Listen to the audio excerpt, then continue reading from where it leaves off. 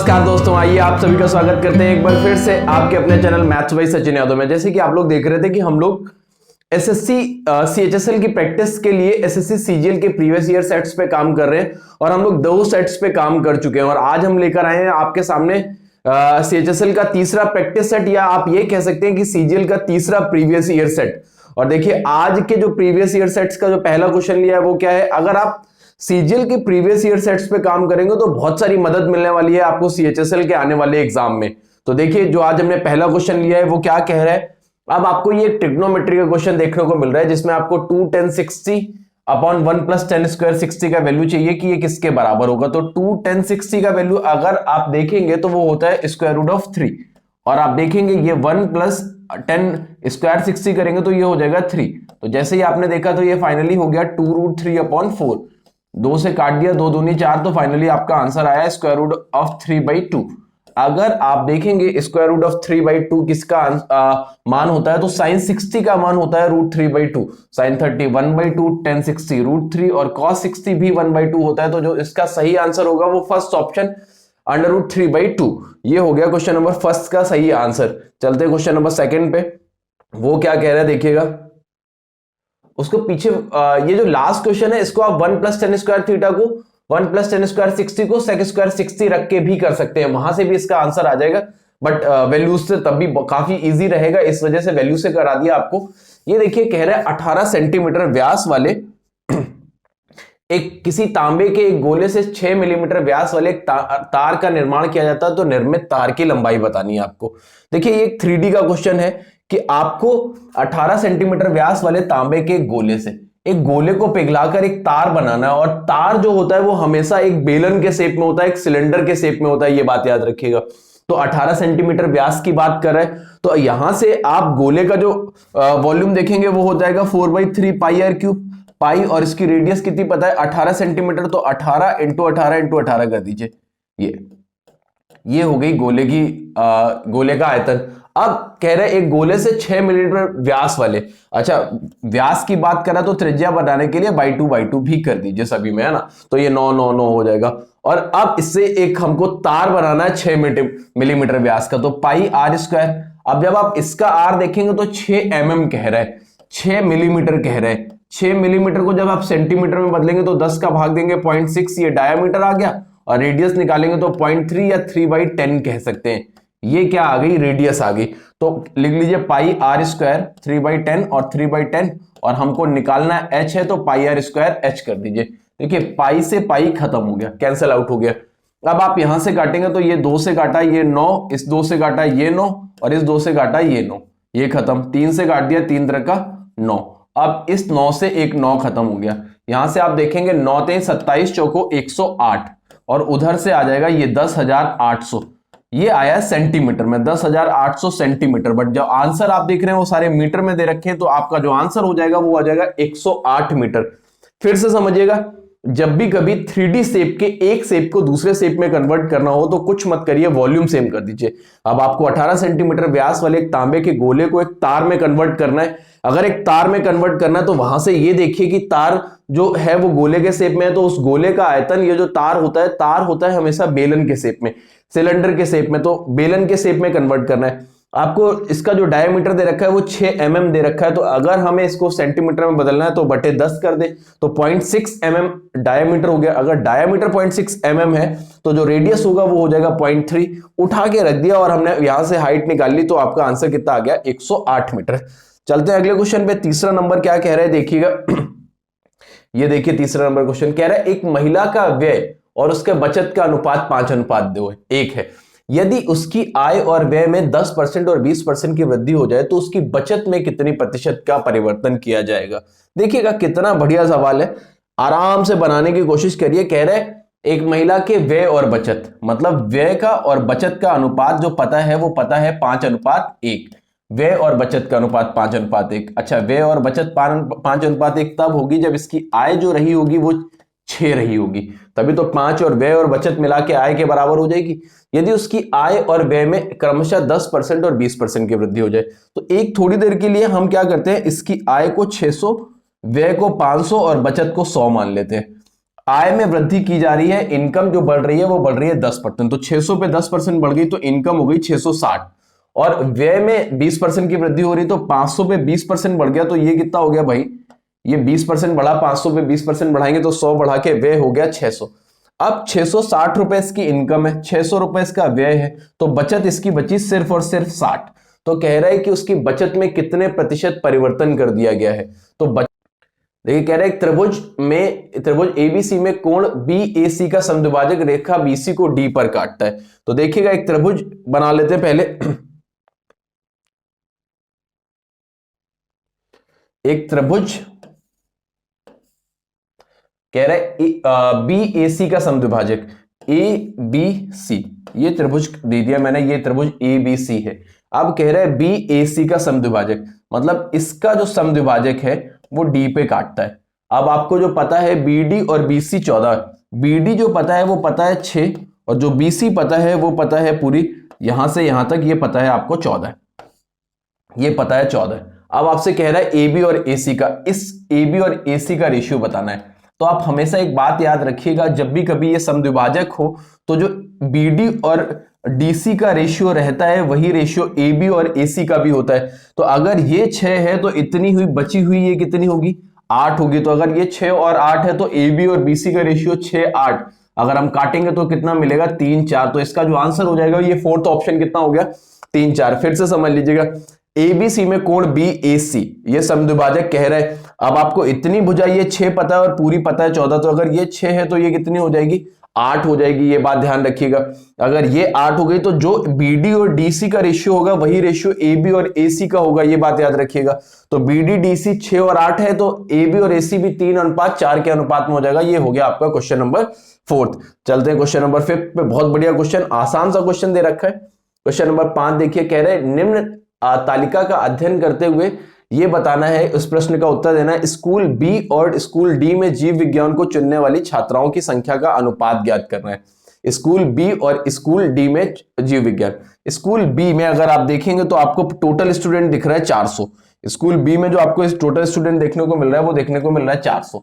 और कह रहे हैं नामांकित जिन्होंने जीव विज्ञान, तो 400 में 36% ने जीव विज्ञान लिया है, तो 144 विद्यार्थियों ने जीव विज्ञान लिया है। अब इस 144 में अगर आप देखेंगे तो छात्राओं को देखना है, तो छात्राएं जो है वो 7/12 हैं। तो जैसे ही आपने 12 से काटा, ये 12 12 7 84, तो स्कूल बी से जो छात्राएं निकली जीव विज्ञान में वो 84 निकली।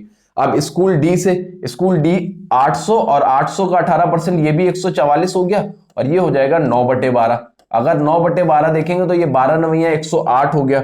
अगर 108 हो गया, यहां से देखेंगे तो रेशियो कितने का आ गया 7:9, ये यहां से इसका आंसर आ गया। दूसरी चीज, एक चीज आप ये पूरा सॉल्विंग करके किए, देखिए 400 का 36% वो 144 और 800 का 18% वो 144, ये दोनों जगह से बराबर है, टोटल दोनों जगह से बराबर है 12 और 12, तो जो ये 7:9 है, ये सीधे सीधे इसका आंसर हो जाएगा, ये बात याद रखिए।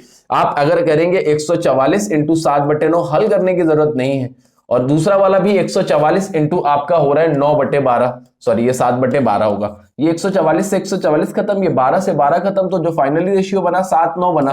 तो पूरा हल करने की जरूरत नहीं है, आप सीधे वैल्यूज उठा के रख के भी कर सकते हैं, लेकिन ऐसा हमेशा नहीं होगा। तो हल करने वाला टेक्निक भी आप सीख लीजिए कि हल कैसे किया जाएगा, वो मैंने आपको बता दिया है कि 400 का 36% 144 और इसका 7/12 देखा तो पहले में लड़कियां आ गई 84, फिर 800 का 18% 144, इसका 9/12, तो यहां से लड़के आ गए 108, ये रेशियो बना लो। बाई चांस इसमें क्या हो रहा था 144 बराबर हो गया, वो आपस में कट जाएगा। बाई 12 ये भी बराबर है, ये भी कट जाएगा, तो सीधे सीधे 7:9 आंसर आ जाएगा। ये हो गया क्वेश्चन नंबर 5। चलते हैं क्वेश्चन नंबर 6 की तरफ, देखते हैं क्या कह रहा है। ये देखिए, कपिल एक मोबाइल सचिन को, देखियो मेरा ही नाम आ गया क्वेश्चन में है ना, कपिल एक मोबाइल को सचिन को 15% लाभ पर बेचता है और सचिन पुनः उसे रोहित को 12% के लाभ पर बेच देता है। देखो कपिल ने सचिन को 15% लाभ पे बेचा है और सचिन उसे पुनः रोहित को 12% के लाभ पर बेच देता है। यदि रोहित 322 रुपए का भुगतान कर रहा है तो कपिल ने उस मोबाइल का क्रय मूल्य कितना है। चलो भाई देख लो क्या कह रहे हैं। इसने कपिल ने सचिन को बेचा और सचिन ने किसको बेच दिया, रोहित को बेच दिया। अब मान लीजिए इसको 100 रुपए का पड़ा तो इसने 15% बढ़ा के इसको 115 का बेच दिया सचिन को, और सचिन ने 12% के लाभ पे बेच दिया 115 का, 12% लाभ देखेंगे तो 112/100, इस पे बेच दिया इसने 322 रुपए का। ये अब यहां से ये पता है, अब आपको 100 का वैल्यू निकालना है। तो जैसे ही आप देखेंगे तो 23 से काटेंगे, 23 पंचे 115, और 23 से इसको काटेंगे तो ये हो गया आपका 23 एकम 23, बचा आपका 9, 23 चौको 92, 14 अट्ठे 112, 8 पंच 40, 40 यूनिट की वैल्यू आ गई 100। तो अगर आप 0 से 0 काटेंगे तो 4 यूनिट की वैल्यू 10, 25 का दोनों तरफ गुणा कर दीजिए, तो जो 100 यूनिट की वैल्यू देखने को मिली वो देखने को मिली 250 रुपए। यही इस क्वेश्चन का सही आंसर हो गया कि इसको कितने रुपए का था, 250 रुपए का। ये क्वेश्चन नंबर फर्स्ट इसका ऑप्शन होगा। फिर से समझिए, कपिल ने एक मोबाइल सचिन को 15% लाभ पे बेचा तो 100 से 115 कर दिया, और सचिन ने उठा के 12% लाभ पे रोहित को बेच दिया, तो 115 की चीज 12% के प्रॉफिट पे 115 इंटू 112/100। एक तरीका ये हो गया। दूसरा आप इसको कर सकते थे, 15% के लाभ पे बेचा गया तो 20 से 23, और इसने उठा के कितने का बेचा है, 12% लाभ का, 12% का लाभ तो 25 से 28। यहां से ये आ गया जो कपिल का सीपी था, और ये जो रोहित को बेचा गया 23 इंटू 28, ये रोहित का रेट आ गया, और 25 दूनी 50, 500 ये इसका रेट आ गया। यहां से ये 322 का वैल्यू है। इसको भी सॉल्व करके आप आंसर निकाल सकते हैं। 500 यूनिट का वैल्यू जो होगा वो आपका आंसर होगा। चाहे इससे करिए चाहे इससे करिए, दोनों ही बहुत आसान तरीके हैं, आराम से किया जा सकता है। क्वेश्चन नंबर 6 चलते क्वेश्चन नंबर 7 पे देखते हैं 7 क्या कह रहे हैं। देखिए, एक आकृति दी है जिसमें आपको ये बताना है x plus y plus z क्या होगा। देखना, बहुत आसान क्वेश्चन दे रखा है। अगर आप दिमाग लगाएंगे, आपको ट्रायंगल का एक थ्योरम पता है कि ये जो एक एक्सटर्नल एंगल है बाकी दोनों इंटरनल एंगल्स के सम के बराबर होता है। तो अगर आप यहां से देखेंगे ये 120 डिग्री दे रखा है, तो इस एंगल और इस एंगल के योग के बराबर ही हो जाएगा। तो आप यहां से देखेंगे x plus y plus z, सीधा सीधा आपको दिख रहा है कि 120 डिग्री होगा।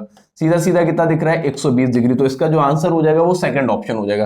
फिर से देखिए, मैं एक बार फिगर बना के दे रहा हूं कि कुछ क्लियर नहीं बना है फिगर, तो आप देख लेंगे।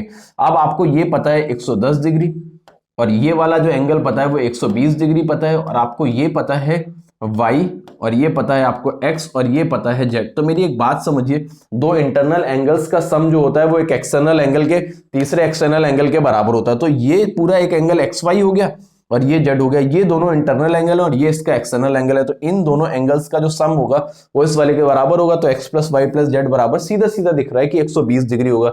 तो क्वेश्चन नंबर 7 का जो ऑप्शन नंबर सही हुआ वो कौन सा हुआ, सेकंड ऑप्शन। चलते हैं क्वेश्चन नंबर 8 की तरफ। बहुत आसान सवाल। देखिए, ये भी एक बहुत सरल सवाल कह रहा है, एक 15% और 12% की दो क्रमागत छूट किस एकमात्र छूट के बराबर होंगी। 15% और 12% की दो क्रमागत छूट। देखिए, 15% की छूट और 12% की छूट, तो 15-12 हो गया आपका 27। 15-12 हो गया 27, और माइनस 15 इंटू 12 करेंगे तो 1.8 है ना। 15 इंटू 12 करेंगे तो 180 बटे ऐसे D1 इंटू D2। जब आपको दो डिस्काउंट देखने हो D1 D2, तो आप करते क्या है कि माइनस का D1 माइनस D2 और plus D1 into D2 upon 100, ये नेट डिस्काउंट निकालने का फॉर्मूला होता है। फॉर्मूला नहीं याद रखेंगे तो भी निकाल सकते हैं। तो 15-12 कितना हो गया, 27 माइनस का, और 15 इंटू 12 करेंगे तो 180 बटे कितना हो जाएगा, 100। तो यहां से 1.8 घटा देंगे। तो माइनस का 27 में जैसे ही 1.8 घटाएंगे तो आ जाएगा माइनस का 25.2। तो इसका जो नेट डिस्काउंट आ जाएगा वो 25.2% आ जाएगा, जो कि पहले ऑप्शन में दिखा है।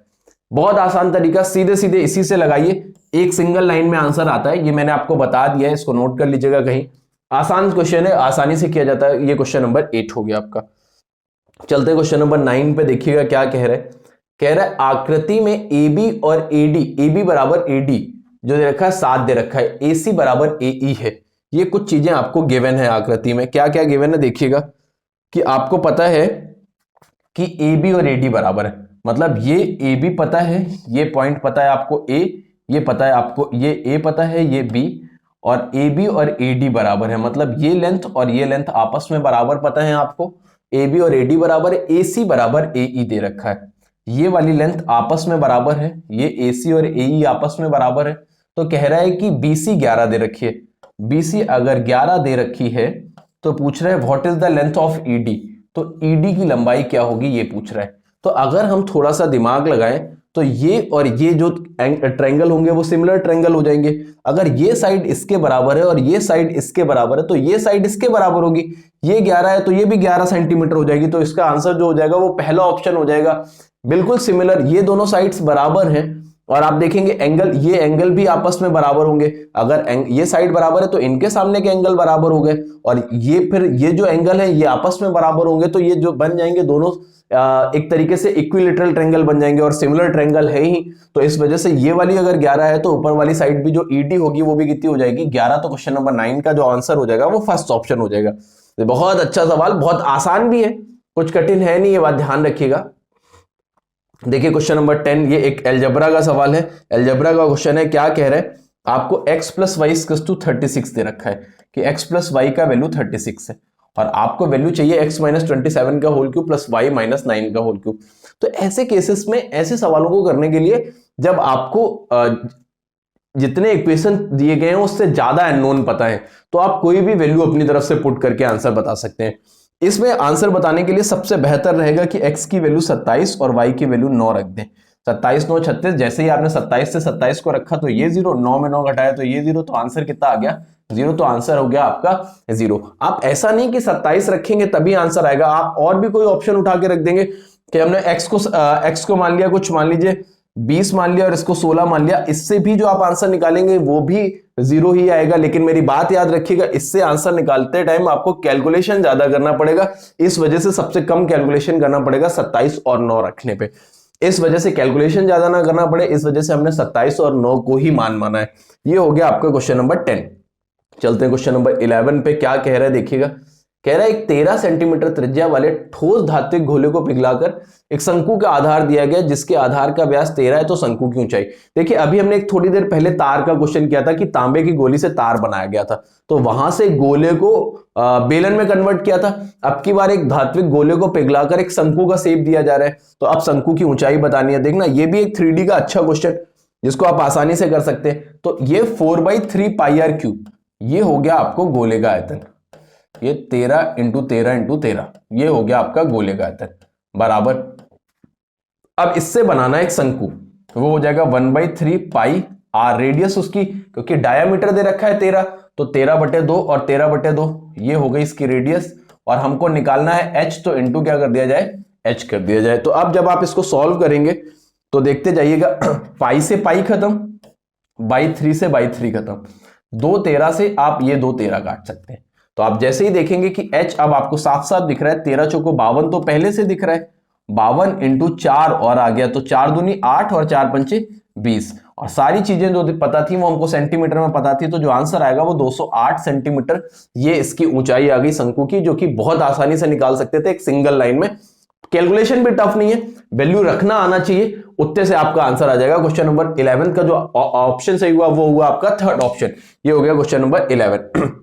चलते क्वेश्चन नंबर 12 की तरफ। देखिए 12 क्या कह रहा है, देखिए tan theta plus sec theta का मान दे रखा है 7, और कह रहा है थीटा न्यून कोण हो, तो आपको ये बताना है tan theta minus 7, tan theta sorry सिर्फ 5 sin थीटा का मान चाहिए। तो अगर आपको tan theta plus sec theta पता है थोड़ी देर के लिए 7 है ना, इसको आप ये भी लिख सकते हैं कि sec theta plus tan theta 7 है, sec theta plus tan theta कितना पता है, 7 पता है ये।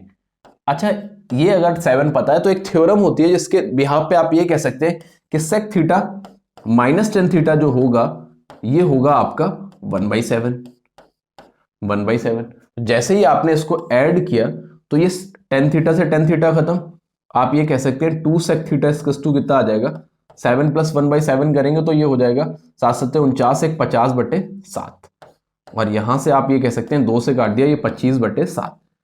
अगर sec थीटा 25/7 है तो cos थीटा को आप ये लिख सकते हैं कि 7 कितना होगा 25, 7/25। तो अगर cos थीटा 7/25 है तो यहाँ पे ध्यान देने वाली बात ये है, cos थीटा 7 है तो ये हो गया आपका आधार और ये हो गया आपका कर्ण, और 7 24 25 होता है एक ट्रिपलेट, तो जो sin थीटा बनेगा वो हो जाएगा लंब बटे कर्ण, तो लंब हो जाएगा आपका 24 और कर्ण हो जाएगा 25, तो sin थीटा का वैल्यू हो जाएगा 24/25। ऐसा अगर आपको कोई ऑप्शन दिख रहा है और 5 sin थीटा का मान चाहिए तो 5 का गुणा कर दीजिए, तो जो सही आंसर हो जाएगा वो हो जाएगा 24/5। ऐसा कोई आंसर दिख रहा है आपको, तो जो आंसर हुआ वो थर्ड ऑप्शन। 24/5। फिर से समझिए, कुछ मत करिए।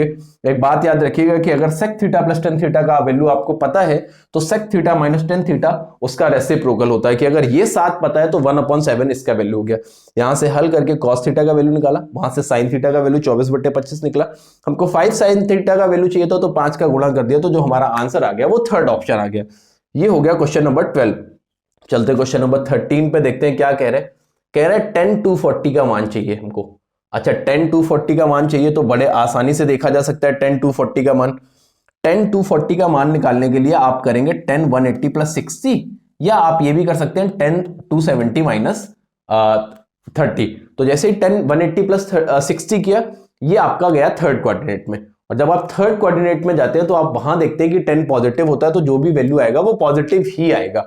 दूसरी चीज, 10 180 दे रखा तो चेंज नहीं होगा, तो 10 180 प्लस 60 का मान आ जाएगा 1060। और 1060 जो होता है वो होता है स्क्वायर रूट ऑफ 3, तो जिसका आंसर आ जाएगा वो √3। तो इसका भी जो ऑप्शन सही होगा वो होगा थर्ड ऑप्शन। ये हो गया क्वेश्चन नंबर 13।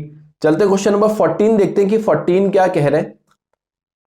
कह रहा है देखिए, दो संख्याएं 6:5 के अनुपात में है, यदि उनका HCF 3 है और उन दोनों का एलसीएम कितना होगा, ये आपसे पूछा गया है। फिर से देखिएगा, सवाल बहुत अच्छा बनाया गया है कि दो संख्याएं 6:5 के अनुपात में है, यदि उनका HCF 3 है तो उन दोनों का एलसीएम कितना होगा। 6:5 है। अगर दो संख्याएं पहली और दूसरी संख्या दे रखी है, इनका HCF, अगर आप यहां से इनका HCF देख रहे हैं तो वो आपको 1 देखने को मिल रहा है, तो उस HCF मतलब 1 यूनिट का वैल्यू जो देखने को मिल रहा है वो सवाल में हमको पता है 3 है।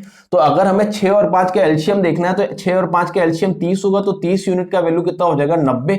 यही इसका आंसर हो जाएगा। ये हो गया आपका आंसर। फिर से समझिए, एक्चुअल होता क्यों ये 6x और ये 5x हुआ। तो जब आप HCF देखेंगे तो x का वैल्यू आपको मिल गया 3। जब आप 6x और 5x का एलसीएम देखेंगे तो 30x हो गया। अगर x का वैल्यू 3 है और 30x का वैल्यू 3 निकाल लिया तो 30 से कितना हो जाएगा, 90। तो रेशियो में आप ऐसे भी देख सकते हो, 6 और 5 का जो HCF देखोगे वो 1 देखोगे, और 1 यूनिट का वैल्यू 3 पता है, तो 6 और 5 का एलसीएम 30 हो जाएगा, तो 30 यूनिट का वैल्यू कितना हो जाएगा, 90 हो जाएगा। ये हो गया क्वेश्चन नंबर 14 का आंसर नंबर फर्स्ट। चलते हैं क्वेश्चन नंबर 15 देखते हैं 15 क्या कह रहे हैं।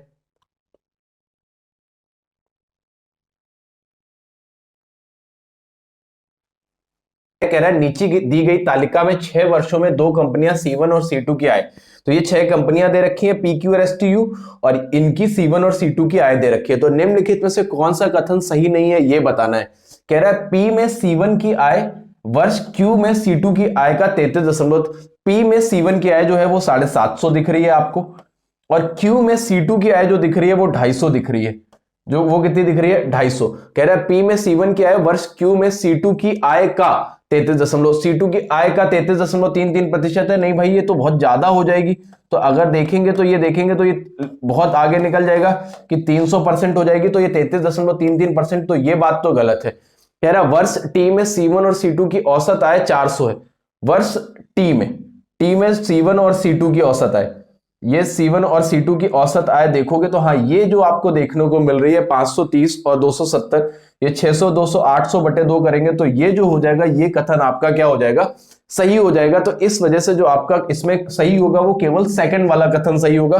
फर्स्ट वाला क्यों नहीं सही हो रहा है। कह रहा है P में C1 की आय, P में C1 की आय आपको 750 देखने को मिल रही है, और Q में C2 की आय का, इसकी आय का कितने देखेंगे। अगर इसकी आय का देखेंगे तो आप 33, अगर आपसे कह दिया जाए 10 दे रखा है, 5 का 50% है, तो 10 5 का 50% नहीं है भैया, 200% है। अगर देखेंगे आप यहां से, तो उसी तरीके से अगर आप ये देखेंगे कि C1 की आय C2 की आय का, अगर C2 की आय से ज्यादा होती तो 33.33% हो सकता था। तो ये जो होगा ये गलत हो जाएगा।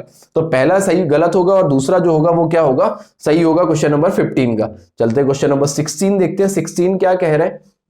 कह रहा है A प्लस बी बराबर 11 पता और A इंटू बी बराबर 5, और A इंटू बी कितना पता है, 35। अगर आपको ये दे रखा है A प्लस बी 11 और A इंटू बी 35, तो पहले आप वैल्यू सोच के कर सकते हैं, बट इसमें अगर आप सोचेंगे भी तो ऐसी कोई वैल्यू आपको दिख नहीं रही है जिसमें A प्लस बी 11 और A इंटू बी 35, और आपको जो वैल्यू चाहिए वो A की पावर 4 प्लस B की पावर 4 का वैल्यू चाहिए कि क्या होगा। तो ऐसे केस में क्या करते हैं, फिर आपको सॉल्विंग करनी पड़ेगी। सॉल्विंग के लिए क्या करते हैं, इसका स्क्वायर करेंगे। जैसे ही आप स्क्वायर करेंगे तो A square plus b square plus 2AB का जो वैल्यू हमको मिल गया वो 121 मिल गया। जैसे ही आपने इसको रखा तो 35 दूनी 70 को उधर ले जाके घटा दिया, तो A square plus b square बराबर 121 में अगर हम 70 घटाएंगे तो बचा 51। फिर से एक बार बोथ साइड स्क्वायर कर दिया, तो जैसे ही करेंगे तो ये a की पावर 4 प्लस बी की power 4 plus 2a square b square हो जाएगा। और जैसे ही 51 का स्क्वायर करेंगे तो 51 का स्क्वायर 51 का स्क्वायर देखेंगे तो 2601 हो जाएगा। 51 का स्क्वायर कैसे करेंगे, 1 का स्क्वायर किया तो 0 1, 25 का किया तो ये हो गया, 5 का किया तो 25, 5 एकम 5 का डबल कर दिया 10, है ना, ये आपका आ गया 10, ये 262 है ना, 2601 आ गया। अब a square plus b square, तो अब यहां से a की पावर 4 प्लस b की पावर 4, अब हमको ab का वैल्यू पता है 35, तो इसका स्क्वायर हो जाएगा 1225, और 1225 को जैसे ही डबल करेंगे तो हो जाएगा 2450। जैसे ही आप 2601 में 2450 घटाएंगे तो जो आपका आंसर है वो आपको देखने को मिल जाएगा। तो जैसे ही घटाया तो ये आ गया 1, 10 में 5 गया 1, 5 में 4 गया 1, तो 1 से 51 अगर कोई आपको ऑप्शन देखने को मिल रहा है तो वही इसका सही आंसर होगा। तो 16 नंबर का जो सही आंसर होगा वो सेकंड ऑप्शन। चलते क्वेश्चन नंबर 17 पे देखते हैं। क्वेश्चन नंबर 17 का क्या कह रहे हैं, कह रहा है एक निश्चित राशि पर 3 वर्ष के लिए 14% वार्षिक दर से साधारण ब्याज समान राशि पर 5 वर्षों के साधारण ब्याज से 4200 रुपए कम है, तो राशि ज्ञात करनी है। तो देखिए कितना बढ़िया सवाल दे रखा है आपको। क्या कह रहे हैं कि एक निश्चित राशि पर 3 वर्ष के लिए 14% की दर से, अगर 14% की दर से 3 वर्ष के लिए 14% की दर से साधारण ब्याज समान राशि पर 5 वर्षों के लिए साधारण ब्याज से 4200 रुपए कम है। तो देखो यहां पे 3 वर्ष की बात कर रहा है और एक बार कर रहा है 5 वर्ष की बात, 3 वर्ष और 5 वर्ष की बात ब्याज की बात कर रहा है और सेम रेट ऑफ इंटरेस्ट पे बात कर रहा है और सेम मूलधन पे कर रहा है। तो सबको पता है कि 2 साल का ब्याज ज्यादा, अगर ब्याज की दर 14% है तो 2 साल का ब्याज 28% ज्यादा हो जाएगा, और उसकी वैल्यू सवाल में आपको 4200 रुपए पता है। तो 14 दूनी 28, 14 तेई 42, तो 2 यूनिट की वैल्यू अगर 300 हो गई तो 1 यूनिट की वैल्यू हो गई 150। तो अगर हम 100 यूनिट का वैल्यू देख लेंगे तो हमको मूलधन देखने को मिल जाएगा, कितना रुपए देखने को मिला, 15,000। तो जो ऑप्शन सही हो जाएगा वो सेकंड ऑप्शन। फिर से समझिएगा क्या किया है मैंने क्वेश्चन में, आपको एक ब्याज दे रखा है 3 वर्ष का 14% वार्षिक दर पे, और उसी मूलधन पे 5 वर्ष का दे रखा है आपको ब्याज और समान दर पे, सेम ब्याज दर पे। तो जाहिर सी बात है ये जो 4200 रुपए है वो जो 2 साल का ब्याज है वो है, क्योंकि बाकी 3 साल का दोनों का सेम होगा। तो अगर 1 साल का ब्याज दर 14% है तो 2 साल का 28% हो जाएगा। इस 28 का वैल्यू 4200 है, तो 100 यूनिट का वैल्यू जो देखा हमने वो हो गया मूलधन आपका 15,000 रुपए। ये हो गया क्वेश्चन नंबर 17। चलते क्वेश्चन नंबर 18 पे। कि क्या कह रहे हैं, कह रहा है किसी बर्तन में 25 लीटर दूध है, हमने इसमें से 5 लीटर दूध निकालकर उसके स्थान पर पानी मिला दिया, यह प्रक्रिया पुनः 2 बार दोहराई जाती है, तो अब उस बर्तन में कितना दूध बचा है। तो पुनः 2 बार दोहराई जाती है मतलब 2 बार और दोहराई जाती है। तो पहले बर्तन में कितने लीटर दूध था, 25 लीटर दूध था, इसमें से 5 लीटर निकाला तो बचा कितना, 20, और फिर 5 लीटर मिला दिया तो 25 हो गया। ये 2 बार और दोहरा रहा है तो फिर से एक बार 20/25 और एक बार फिर से 20/25, सेम प्रोसेस और कर रहा है। तो यहां से जैसे ही आपने इसको 25 से 25 काट लिया, इसको जैसे ही आप काटेंगे 55 25 और 5 चौको 20, ये भी 55 25 और 5 चौको 20, यहां से काटेंगे 5 चौको 20, ये हो गया 4 चौको 16 चौको 64/5। 64/5 से देखेंगे तो जो बचा वो 12.8 लीटर शुद्ध दूध बचा है बर्तन में। तो बर्तन में जो शुद्ध दूध बचा वो बचा 12.8 लीटर। अगर पानी पूछता तो 25 में 12.8 घटा के तो पानी बचा सकते थे। आप ऐसे भी कर सकते थे कि 25 लीटर था, पहले इसमें से 5 लीटर दूध निकाला तो 20 बटे कितना हो गया 25। ये प्रोसेस टोटल 3 बार हुआ है तो पावर में 3 कर दीजिए, 5 चौको 20 पचम सॉरी 25, तो 25 इंटू 4 का क्यूब हो गया 64 और 5 का हो गया 125। यहां से भी काट के आप ये निकाल सकते थे कि अंत में बर्तन में शुद्ध दूध कितना बचा। एक तरीके से प्रोसेस सेम है बट इसमें डायरेक्ट पावर में 3 करके कर लेते हैं। ये हो गया क्वेश्चन नंबर 18। चलते हैं क्वेश्चन नंबर 19 पे कि वो क्या कह रहा है, देखिएगा।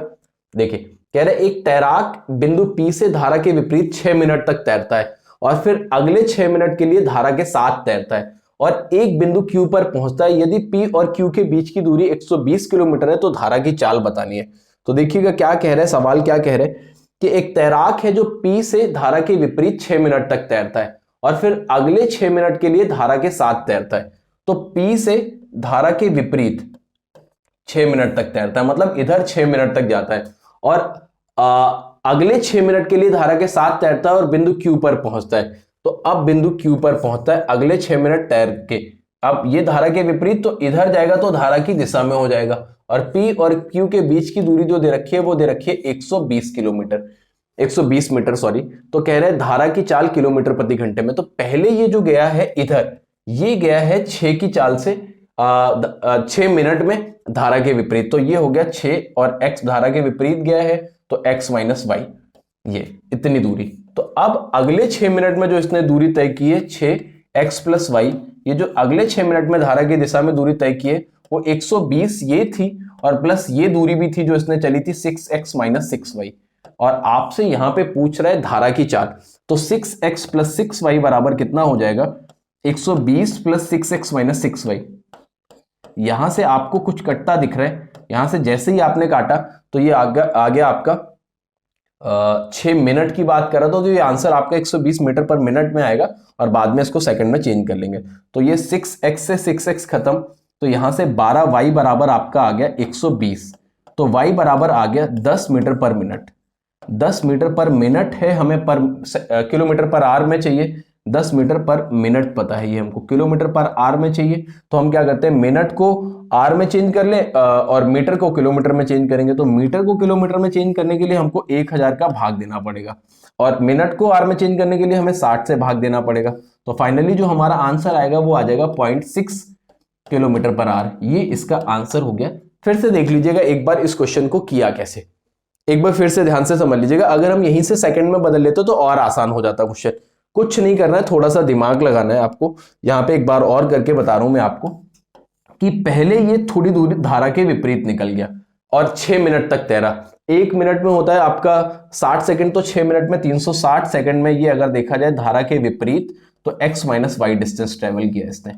ऐसे ही ये इतने डिस्टेंस ट्रेवल कर गया, फिर 120 मीटर और चला और इतनी दूरी चलने के बाद उसने 360 सेकंड धारा की दिशा में चल के इसने ये डिस्टेंस ट्रेवल किया है ये। तो अगर आप यहां से देखेंगे तो बहुत आसानी से आप ये देख पाएंगे 360x से 360x खत्म हो रहा है, 720 y बराबर हो गया 120।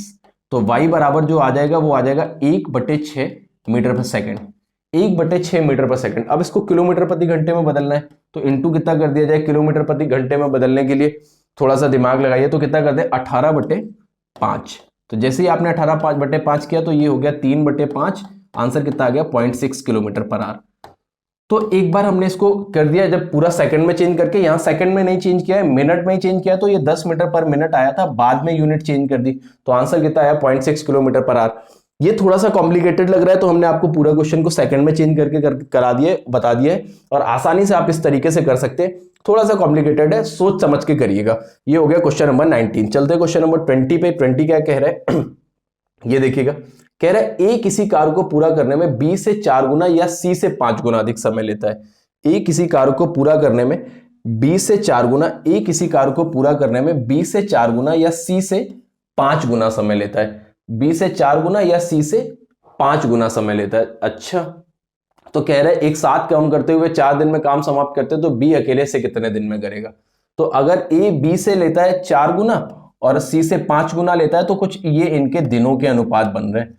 ए किसी काम को करने में बी से देखिए 4 गुना हो गया और सी से 5 गुना समय हो गया। अगर ये इनके डेज के रेशियोज हैं तो एफिशिएंसीज के रेशियो तो आप बना सकते हैं।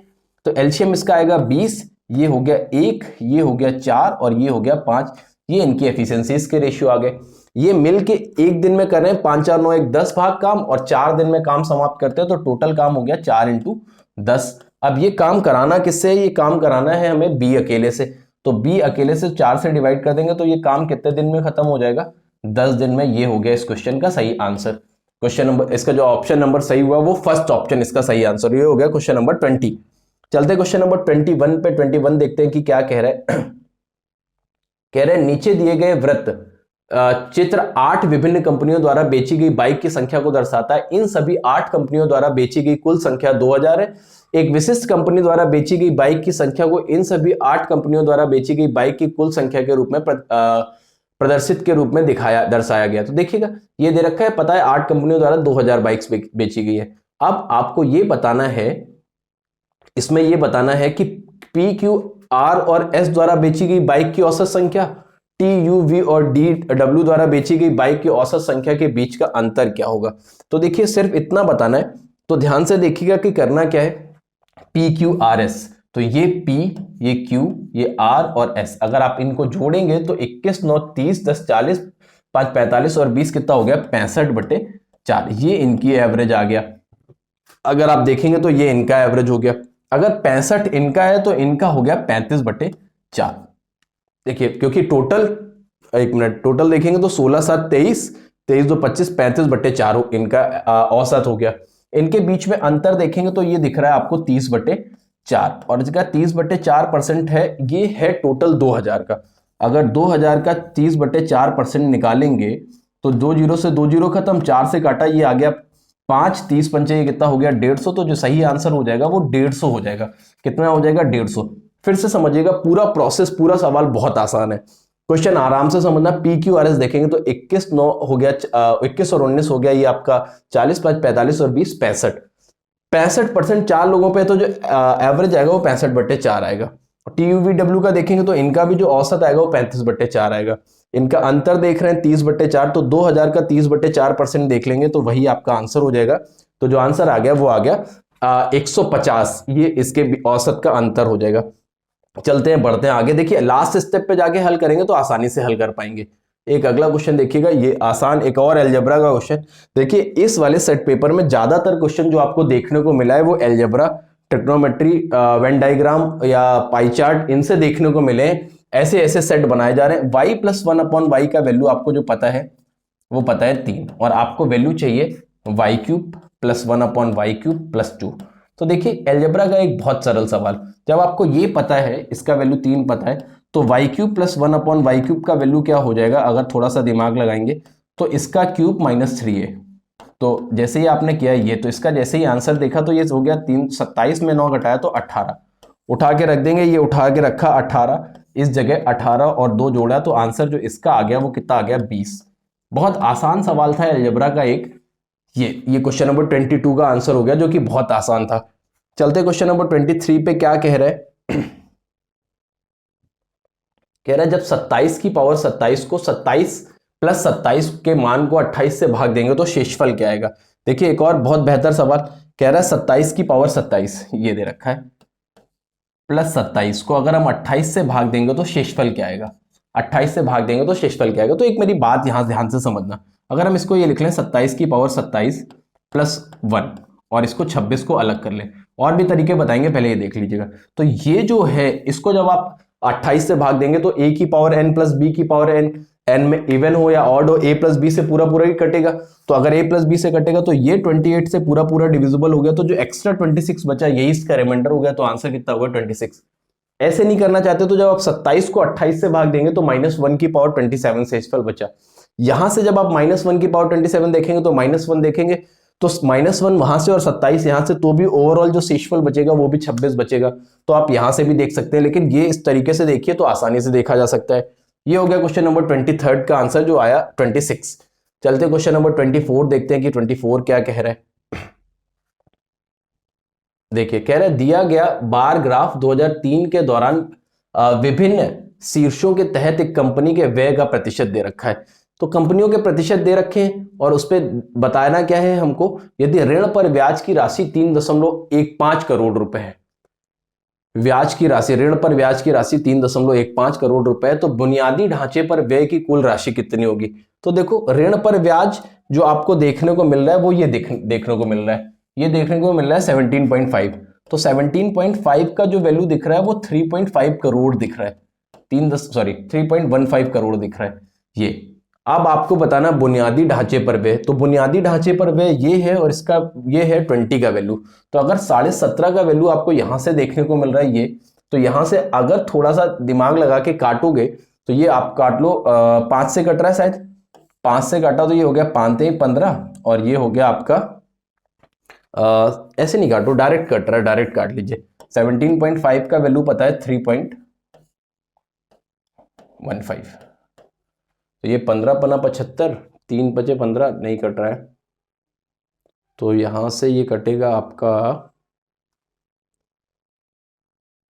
काटो काटो भाई, 5 से काटे, 5 × 15 और 0 हटा के दशमलव हटा लिया जाए पहले, 5 × 15 बचा 2 और 5 × 25 350, और इसको काटेंगे तो ये हो गया आपका 5 × 30 बचा 1, 5 × 15, ये हो गया 7 × 35 50 और 7 × 63। 50 का वैल्यू 9 आ गया, तो यहां से जब आप देखोगे तो 10 यूनिट का वैल्यू देखोगे तो वो हो जाएगा 1.8। हमको चाहिए 20 यूनिट का वैल्यू, तो 2 का इधर मल्टीप्लाई कर दें और 2 का इधर मल्टीप्लाई कर लें तो 20 यूनिट का वैल्यू आया 3.6। तो ऐसा कोई दिख रहा है आपको 3.6 करोड़। तो इसका जो आंसर आएगा वो आएगा बुनियादी ढांचे पर व्यय की कुल राशि बतानी है। अच्छा सॉरी वेतन करों और बुनियादी ढांचों पे, तो आप वेतन कर का भी देख लो, वेतन कर कहाँ है, वेतन और कर 20 10 30 ये हो गया, तो हमको टोटल 50 का वैल्यू चाहिए। एक तरीके से देखा जाए टोटल 50 का वैल्यू चाहिए, 20 वेतन का, कर का और बुनियादी ढांचे का, तो 20 10 30 और 20 50, और 50 यूनिट का वैल्यू हमको देखने को मिल रहा है 9 करोड़। तो क्वेश्चन नंबर 24 का जो आंसर सही होगा वो 9 करोड़ होगा। फिर से आसानी से समझ सकते हैं, कुछ नहीं करना है, छोटा सा दिमाग लगाना है। आपको ऋण पर क्या 17.5 यूनिट का वैल्यू पता है, तो वेतन कर और बुनियादी ढांचे पर व्यय इनका बताना है। तो इन तीनों का टोटल देखेंगे तो 50 यूनिट का वैल्यू जो देखेंगे वो कितने देखने को मिल रहा है, 9 करोड़। यही इसका क्या हो जाएगा, आंसर हो जाएगा। ये हो गया क्वेश्चन नंबर 24। चलते हैं क्वेश्चन नंबर 25 पे। ये क्या कह रहे हैं, कह रहे 450 पुरुष एक अपार्टमेंट का निर्माण 20 दिन में करा सकते हैं, तो उसी कार्य को 30 दिन में पूरा करने के लिए कितने और पुरुषों की आवश्यकता होगी। एक बहुत आसान सवाल, 450 पुरुष 20 दिन में एक अपार्टमेंट बना सकते हैं, तो कह रहा है उसी कार्य को 30 दिन में पूरा करने के लिए कितने पुरुषों की आवश्यकता होगी। 30 दिन में पूरा करने के लिए कितने लोग लगेंगे ये बताना। तो 3 से 3 खत्म, इसको काटेंगे 150, तो कितने लोग लगेंगे, 300 लोग लगेंगे। ये इस सवाल का सही आंसर हो जाएगा। ये बहुत आसान सवाल, MDH लगा सकते हैं आसानी से, इसका आंसर मिल गया आपको 300। तो ये था आपको क्वेश्चन नंबर 25 जिसका आंसर सही हुआ चौथा ऑप्शन। ये थे आज के 25 क्वेश्चंस। अगर आपको ये सारे के सारे क्वेश्चन बहुत अच्छे से समझ में आ गए हैं तो चैनल को लाइक शेयर और सब्सक्राइब करना बिल्कुल ना भूलें। और अगर किसी तरीके की कोई समस्या है तो कमेंट सेक्शन में जरूर बताएं। और अगर ऐसे ही आगे और वीडियोस के लिए हमारे साथ जुड़े रहें। Thank you very much.